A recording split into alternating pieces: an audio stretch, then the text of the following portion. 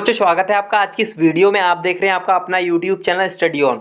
सो बच्चों आज की इस वीडियो में हम आपको छिंदवाड़ा विश्वविद्यालय के बीए प्रथम वर्ष के भूगोल का जो है द्वितीय पेपर का संपूर्ण सॉल्यूशन इस वीडियो में प्रोवाइड करने वाले हैं। और साथ ही स्टूडेंट्स हम आपको इस वीडियो में बताएंगे कि आप इसका PDF फॉर्म कैसे डाउनलोड, इसका सॉल्यूशन कैसे डाउनलोड कर सकते हैं। तो वीडियो में एंड तक बने रहे। और यदि स्टूडेंट्स आप इस चैनल पर पहली बार आए हैं तो आप इस चैनल को सब्सक्राइब करके बेल आइकन को जरूर प्रेस कर लें, ताकि जब भी आपके जो पेपर का सॉल्यूशन, आपके अगले पेपर का सॉल्यूशन डले तो उसका नोटिफिकेशन आपके पास जल्दी से आ जाए। और बता दें आपको स्टूडेंट्स कि आपके सभी पेपर का सॉल्यूशन हमारे चैनल पर अपलोड किया जा रहा है। और साथ ही जो कई पेपर आपके अपलोड किए जा चुके हैं, तो उन पेपरों को जो अपलोड किए जा चुके हैं उनको देखने के लिए आप वीडियो के डिस्क्रिप्शन बॉक्स को चेकआउट कर सकते हैं, या फिर आप जो कॉमेंट बॉक्स में जाकर पिंड कॉमेंट बॉक्स को देख सकते हैं। उस पर आप क्लिक करोगे तो आपके जो सभी पेपर के सॉल्यूशन आपको वहाँ मिल जाएंगे। तो चलते बच्चों चलते आपको आपका जो पेपर सॉल्व देख लेते हैं पूरा। और देखिए आपको सबसे पहले हम आपको पूरा क्वेश्चन पेपर दिखाएंगे, उसके बाद देखें आप उसका पूरा आंसर हम आपको पूरा आंसर हम दिखाएंगे। तो देखिए इस तरीके से ये आपके प्रथम वर्ष का जो है भूगोल के द्वितीय, जी हाँ भूगोल का आपका द्वितीय पेपर है। तो देख लेते हैं पूरा पहले क्वेश्चन पेपर, फिर हम आंसर देखेंगे। तो देखिए सबसे पहले क्वेश्चन में आपको स्टूडेंट देखिए पूछा गया है मानव भूगोल की प्रकृति एवं अध्ययन क्षेत्र का वर्णन कीजिए। और उसके अथवे में आपको पूछा गया आधुनिक काल के मानव भूगोल का वर्णन करने को आपको कहा गया है। इसके बाद सेकंड आपका स्टूडेंट देखिए संभववाद क्या है, आलोचनात्मक व्याख्या कीजिए। इसके बाद इसके अथवे में आपको पूछा गया स्टूडेंट देखिए भूगोल में दैत्यवाद की विचारधारा पर निबंध लिखिए। इसके बाद आगे आपको प्रश्न क्रमांक 3 में मशाई जाति का वर्णन आपको करने को कहा गया है। इसके बाद आपको अथवे में देखिए एस्किमो जनजाति का वर्णन करने को कहा गया है। स्टूडेंट देखिए इसके आगे देख लेते हैं क्वेश्चन नंबर 4। क्वेश्चन नंबर 4 में आपको भारत में जनसंख्या प्रतिरूपों का विश्लेषण करने को कहा गया है। इसके जो है अथवे में आपको अनुकूलतम जनसंख्या सिद्धांत का वर्णन करने को कहा गया है। इसके बाद जो आपका नेक्स्ट लास्ट क्वेश्चन है इकाई 5 में क्वेश्चन नंबर 5 में देखिए आपको ग्रामीण बस्तियों के प्रकारों का वर्णन करने को कहा गया है। इस तरीके से आपको इसका अथवा का देखिए अथवे में नगरीय बस्तियों के प्रमुख प्रकारों का आपको वर्णन करने को कहा गया है। इस तरीके से स्टूडेंट्स आपको टोटल 5 जो है क्वेश्चन पूछे गए हैं, आपको जो लॉन्ग में इनके जो है आंसर लिखना है। तो चलिए पूरा हम आंसर देख लेते हैं इस पूरे पेपर का। तो देखिए स्टूडेंट्स आपके प्रश्न क्रमांक 1 का जो है उत्तर देखिए अथवे का हमने आपको प्रोवाइड करवाया है। आधुनिक काल में मानव भूगोल का जो है आपको विकास को समझाना है, या फिर जो है आपको इस तरीके से आपको प्रश्न क्रमांक 1 के अथवे का आंसर लिख लेना है। चलिए देख लेते हैं पूरा आपका प्रश्न क्रमांक 1 के अथवे का उत्तर। तो देखिए इस काल की शुरुआत जर्मन, जी हाँ आपके इस काल मतलब आपका आधुनिक काल लिख लेना है आपको। देखिए अब आधुनिक काल है आपका, आधुनिक काल में जो मानव विकास। तो देखिए आधुनिक काल की शुरुआत जर्मन भूगोलवेत्ताओं हम्बोल्ट, रिटर, फॉरबेल, पेफेल, रिचथोपेन व रेडजेल ने की। फ्रांस में मानव भूगोल का सबसे अधिक विकास हुआ। रैगजेल, विडॉल, लिडॉल जो है आपका, डी लॉस, ब्लॉस, ब्रेस, डी मतान, डिम्बाजिया व फ्रेबे ने मानव भूगोल पर कई ग्रंथ लिखे। यहाँ आपको ये अमेरिकी वैज्ञानिक है आपके। तो देखिए आपको थोड़ा नाम में थोड़ी दिक्कत हो सकती है, बट आपको इसी तरीके से लिखना है। अमेरिका, इसके आगे लिखना है अमेरिका व ग्रेट ब्रिटेन में भी मानव भूगोल का तेज़ी से विकास हुआ। अमेरिका में Allen, Semple, Huntington, Bowman, Carl Sauer, Griffith, Taylor व ब्रिटेन में हर्बर्टसन, मैकिंडर, रोबॉक्सी तथा फ्लूअर ने मानव भूगोल के विकास में विशेष योगदान दिया है। ये आपके अमेरिकी जो है आपके अदर कंट्री के जो है आपके ये जो है साइंटिस्ट है या फिर आपके विद्वान है, तो जो है आपको जो है नाम में थोड़ी दिक्कत हो सकती है, बट आपको इसी तरीके से लिखना है। आगे आपको इस क्वेश्चन आंसर को कंटिन्यू करना है स्टूडेंट। देखिए आपको फिर लिखना है आगे 20वीं सदी में मानव भूगोल का विकास सभी देशों में हुआ। देखिए आपका फ्रेडरिक रेडजेल, जिन्हें आधुनिक मानव का भूगोल का संस्थापक कहा जाता है, ने मानव समाजों एवं पृथ्वी के धरातल के पारस्परिक संबंधों के संश्लेषणात्मक अध्ययन पर जोर दिया। इसके आगे लिखना है देखिए इस काल के प्रारंभिक दौर में मानव वातावरण संबंधों का संभववादी व नतिवादी विचारधाराओं के अनुसार अध्ययन किया गया। नियतिवाद में प्रकृति के संभव में मानव को अधिक प्रभावी माना। 21वीं सदी के आरंभ में नियतिवादी के अनुसार दोनों पारस्परिक संबंध में सामंजस्य पर जोर दिया गया। जी हाँ स्टूडेंट्स आपको कुछ इस तरीके से लिखना है। आगे देख लेते हैं पूरा, आपको कंटिन्यू करना। देखिए आगे आपको लिखना है यह विचारधारा रुको व जाओ के नाम से भी जानी जाती है। जी हाँ, आपको जो आधुनिक काल की विचारधारा है वो रुको और व जाओ के नाम से भी जानी जाती है। देखिए आगे आपको लिखना है मानव भूगोल का विज्ञान विभाजन सांस्कृतिक। जो देखिए नवनीतवाद प्रवर्तक ग्रीफ टेलर थे, जो है आपको नवोदय आपके देखिए नियतिवाद के जो आपके प्रवर्तक थे वो ग्रिफिथ टेलर थे। इसके आगे लिखना है आपको 1930 के दशक में मानव भूगोल का विभाजन सांस्कृतिक भूगोल एवं आर्थिक भूगोल के रूप में हुआ। इसके आगे लिखना है विशेषीकरण की बढ़ती प्रवृत्ति के कारण मानव भूगोल की अनेक उपशाखाओं जैसे राजनीतिक भूगोल, सामाजिक भूगोल, चिकित्सा भूगोल आगे का उद्भव हुआ। इस तरीके से स्टूडेंट्स आपको लिख लेना है। इसके बाद देखिए आपके जो है क्वेश्चन नंबर 1 का आंसर जो देखिए आपके यहाँ पर कंप्लीट हो जाएगा। इसके बाद आपको जो है पूरा ये लिखना है वीडियो को रोककर। इसके बाद आपके नेक्स्ट क्वेश्चन नंबर 2 की ओर बढ़ते हैं स्टूडेंट्स। देखिए आपका क्वेश्चन नंबर 2, आपका अगला क्वेश्चन है देखिए क्वेश्चन नंबर 2। तो क्वेश्चन नंबर 2 में आपको संभववाद पूछा गया है। जी हाँ, आपको संभववाद जो भूगोल के अंतर्गत आता है उसके बारे में आपको पूछा गया। तो देखिए क्वेश्चन नंबर 2 का आंसर देखिए आपको कुछ इस तरीके से लिखना है। मानव भूगोल में संभववाद एक ऐसे सांप्रदाय स्कूल के रूप में स्थापित हुआ जिसकी विचारधारा और दर्शन इस बात का समर्थन करते थे कि मनुष्य एक चिंतनशील प्राणी के रूप में अपने प्राकृतिक पर्यावरण द्वारा उपस्थित की जाने वाली दशाओं में चुनने की स्वतंत्रता रखता है। जी हाँ स्टूडेंट्स, आपको कुछ इस तरीके से आंसर लिख लेना है। देखिए आपको कंटिन्यू करना है, आगे लिखना है आपको। और इस प्रकार किसी भी क्षेत्र अथवा प्रदेश में अपने चयन के अनुसार चीज़ों को संभव बनाता है। यह भूगोल में नियतिवादी विचारधारा के विरुद्ध खड़ा होने वाला संप्रदाय था, क्योंकि नियतिवादियों का मानना था कि प्रकृति द्वारा प्रस्तुत दशाएं ही किसी क्षेत्र के मानव जीवन और संस्कृति को पूरी तरह नियंत्रित करती है। इस तरीके से स्टूडेंट्स आपको लिख लेना है ये पूरा। इसके आगे देखिए आपको ये प्रश्न क्रमांक 2 का आंसर है, आपके देख लेना है आपको। देखिए पूरा आगे लिखना है आपको। देखिए इस भावना को सर्वप्रथम फ्रांसीसी भूगोलवेत्ताओं द्वारा पुनः स्थापित किया गया। विडाल डी ला ब्लास के लेखन से इसका आरंभ हुआ। फ्रांसीसी विद्वान फेवरे ने इसे संभववाद का नाम दिया। जी हाँ, आपको फ्रांसीसी आपके जो विद्वान फेवरे थे उन्होंने इसे को संभववाद का नाम दिया। इस विचारधारा के विद्वानों का मत है कि मानव प्रकृति के तत्वों को चुनने के लिए स्वतंत्र होता है, सर्वत्र संभावना और मनुष्य इन संभावनाओं का स्वामी है। फेवरे का विचार है कहीं अनिवार्यता नहीं है, सब जगह संभावनाएं हैं, मानव उसके स्वामी के रूप में उनका निर्णायक है। ऐसा लिखना है स्टूडेंट्स आपको। आगे लिखना है संभावनाओं के उपयोग से स्थिति जो परिवर्तन होता है उससे मानव को ही प्रथम स्थान प्राप्त होता है। इस तरीके से आपको वीडियो को रोककर पूरा आंसर लिख लेना है। इसके आगे आपको लिखना देखिए पृथ्वी, जलवायु या विभिन्न स्थानों की नियतिवादी परिस्थिति को वह स्थान कदापि नहीं मिल सकता। ब्लास का मानना है कि मानव को अपने वातावरण में रहकर कार्य करना पड़ता है। इसका अर्थ यह नहीं है कि वह वातावरण का दास है। मानव एक क्रियाशील प्राणी है जिसमें वातावरण, जी हाँ, आपको इस तरीके से पूरा वर्णन कर लेना है स्टूडेंट्स आपकी समाज जो है आपको इसका जो है आपके आंसर का। देखिए वातावरण में परिवर्तन लाने की असीम क्षमता है, अर्थात वह अकर्मण्य तभी होता है जब भौतिक विश्व उसे निष्प्राणित कर देता है। इस तरीके से लिखना है आपको। आगे इसका लिखना है स्टूडेंट। देखिए आपको प्रश्न क्रमांक 2 का आंसर है। इसके प्रमुख समर्थकों में फ्रांसीसी विद्वान विडॉल डी लॉ, ब्लास, फेवरे, अल्बर्ट डिमांजिया इत्यादि थे और अमेरिका में सांस्कृतिक भूगोल के तहत इसके प्रमुख समर्थक कार्ल साउर थे। इस तरीके से स्टूडेंट्स आपको पूरा ये लिख लेना है। देखिए इस तरीके से आपका प्रश्न क्रमांक 2 भी यहाँ पे साउर थे तक आपको लिखना है। आपका प्रश्न क्रमांक 2 कंप्लीट होता है। चलते हैं अपने अगले क्वेश्चन नंबर 3 की तरफ। क्वेश्चन है स्टूडेंट्स आपका क्वेश्चन नंबर 3। तो क्वेश्चन नंबर 3 में आपको जो है मसाई जाति का जो है आपको वर्णन करने को कहा गया था। देखिए तो क्वेश्चन नंबर 3 का आंसर मसाई जाति क्या होती है तो देख लेते हैं आपका पूरा आंसर क्वेश्चन नंबर 3 का। तो देखिए मसाई दक्षिणी केन्या और उत्तरी तंजानिया में निवास कर रहे अर्ध खानबादोस लोगों का एक जो है नीलोटिक जाति समूह है। वह महान अफ्रीकी जिलों में के कई खेल पार्क के पास निवास करने और विशिष्ट रीति रिवाजों और पोशाक के कारण सबसे अच्छी ज्ञात स्थानीय आबादी है। जी हाँ, आपको इस तरीके से लिखना है। आगे लिखना है स्टूडेंट्स आपको। देखिए वह नीलो सहारन भाषा समूह की भाषा बोलते हैं।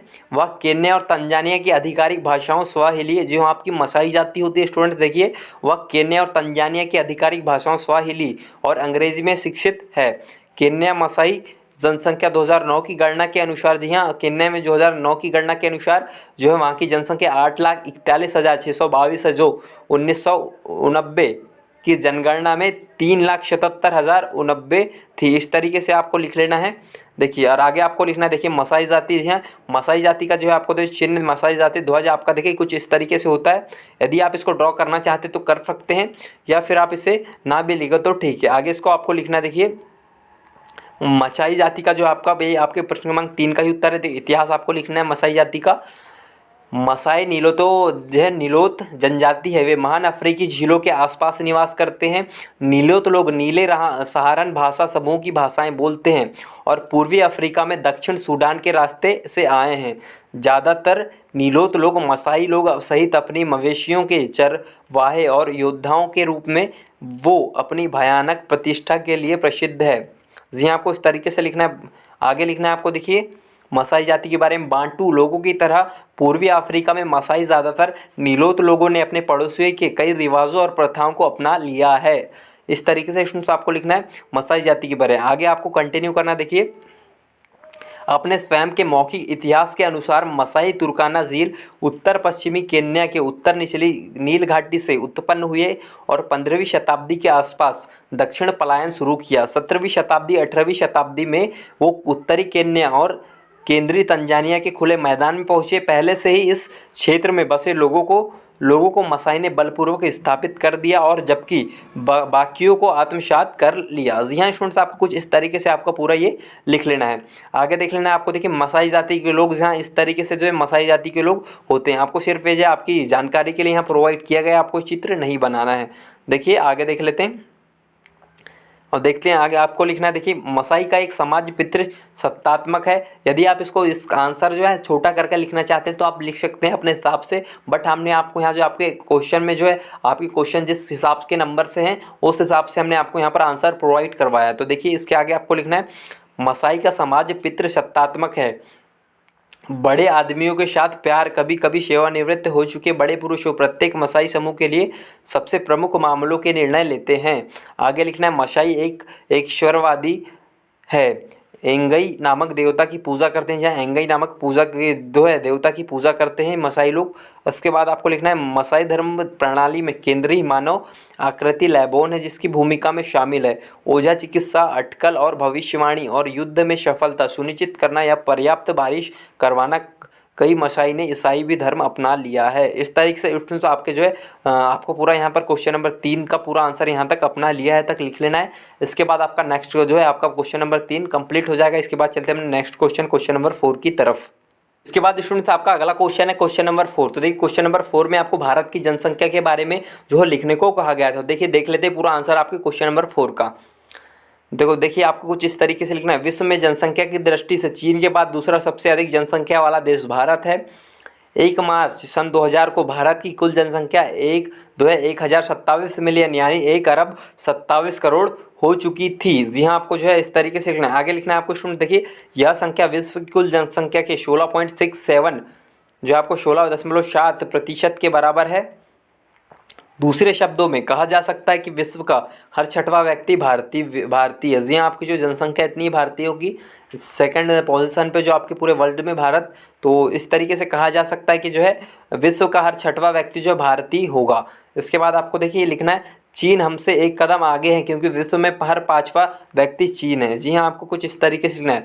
भारत में उपलब्ध भूमि विश्व की कुल भूमि का 2.42% ही है और इतनी ही भूमि पर विश्व की कुल जनसंख्या का करीब 17% भारत में है। जी हाँ स्टूडेंट्स, आपको कुछ इस तरीके से पूरा लिख लेना है। देख लेते हैं आगे पूरा, आपको वीडियो को रोककर पूरा आंसर लिख लेना है। हमने पूरा आंसर आपको यहाँ प्रोवाइड करवाया। देखिए आगे लिखना है आपको क्षेत्रीय प्रसार की दृष्टि से विश्व में भारत का स्थान रूस, कनाडा, चीन, संयुक्त राज्य अमेरिका, ब्राज़ील और ऑस्ट्रेलिया के बाद 7वां है। जी हाँ, आपको जो है भारत में जो क्षेत्रफल की दृष्टि से भारत का जो विश्व में 7वां स्थान है।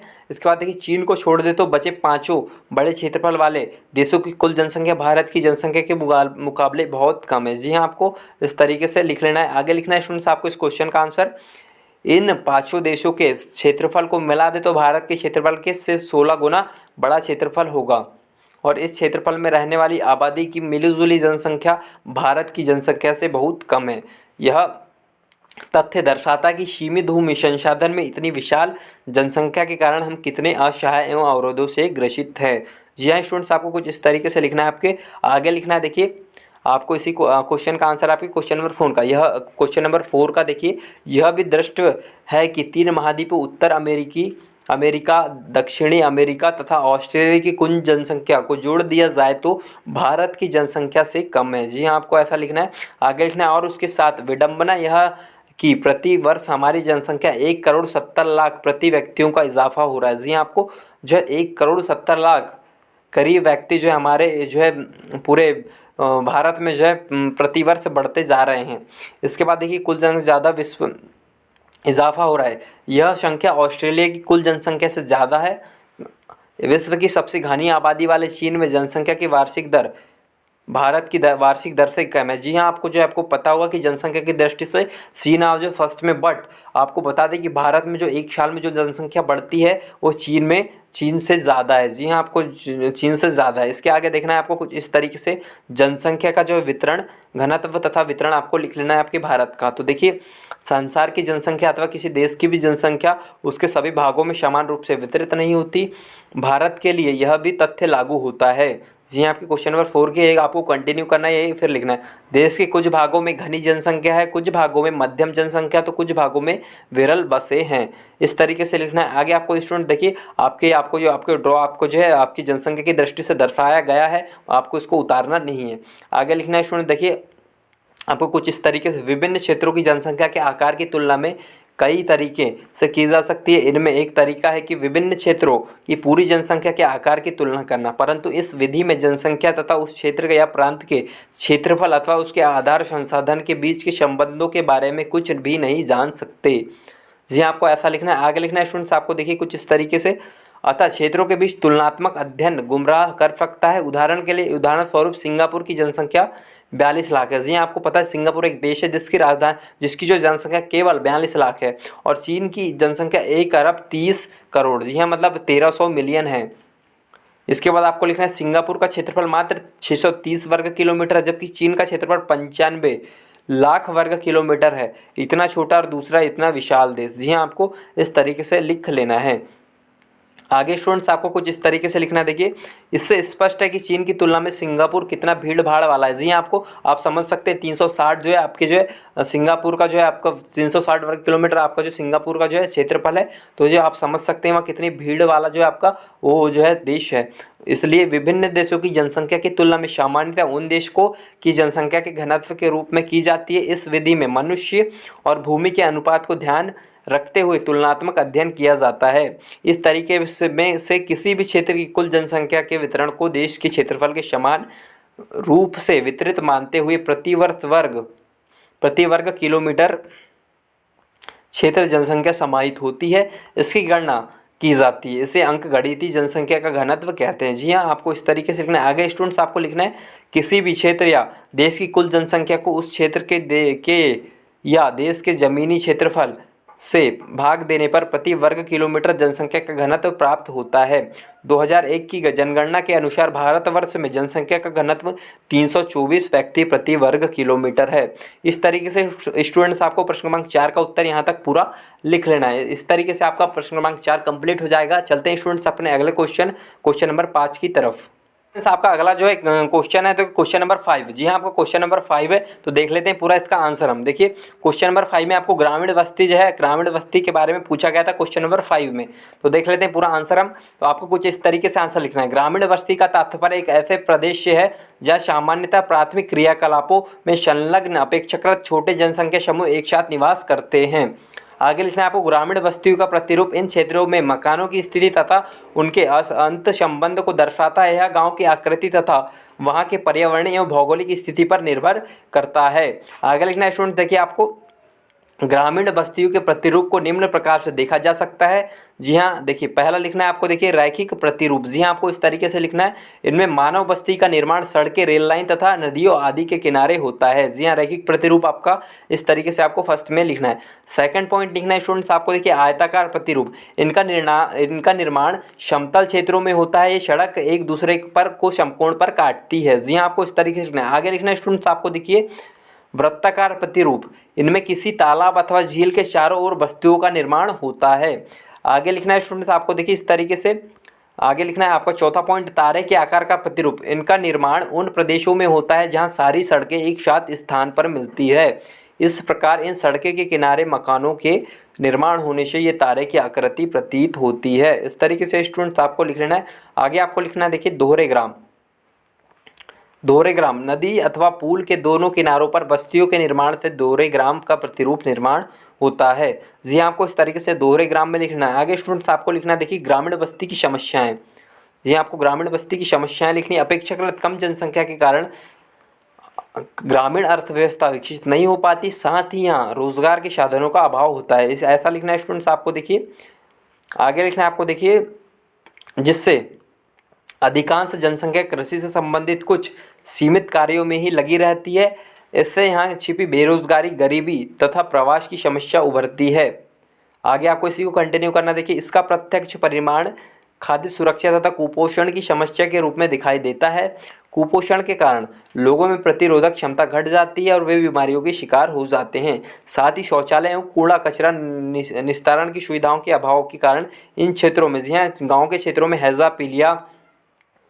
पीलिया जैसी स्वास्थ्य समस्याएं जो है आपकी और बढ़ जाती है। स्वास्थ्य के कमज़ोर होने से लोग आर्थिक गतिविधियों में शामिल नहीं हो पाते, जिससे गरीबी के कुचक्र का निर्माण होता है। जी हाँ आपको इस तरीके से पूरा क्वेश्चन नंबर 5 के आपके आंसर लिख लेना है। आपका यहाँ तक निर्माण होता है। इस तरीके से स्टूडेंट्स आपके जो क्वेश्चन नंबर 5 का भी आंसर कंप्लीट होता है। तो उम्मीद है कि आपको सभी क्वेश्चन के आंसर जो है आप जो है श्योर होगे। यदि किसी भी क्वेश्चन के आंसर में आपको डाउट है तो आप नीचे कॉमेंट बॉक्स में कॉमेंट कर सकते हैं, और आगे आपको कौन सा पेपर का सॉल्यूशन चाहिए आप नीचे कॉमेंट बॉक्स में बता सकते हैं। और साथ ही इसका PDF डाउनलोड करने के लिए आपको हमारे इस वीडियो के डिस्क्रिप्शन बॉक्स में आपके व्हाट्सएप ग्रुप का लिंक है, और जो है आपके व्हाट्सएप ग्रुप का लिंक है, वहाँ पर जाकर आप ज्वाइन हो सकते हैं। आपको सभी पेपर के सॉल्यूशन आपको प्रोवाइड करवाए जा सकते हैं, और साथ ही आपको हो सकता है कि हम आपको वहाँ PDF भी प्रोवाइड कर दें।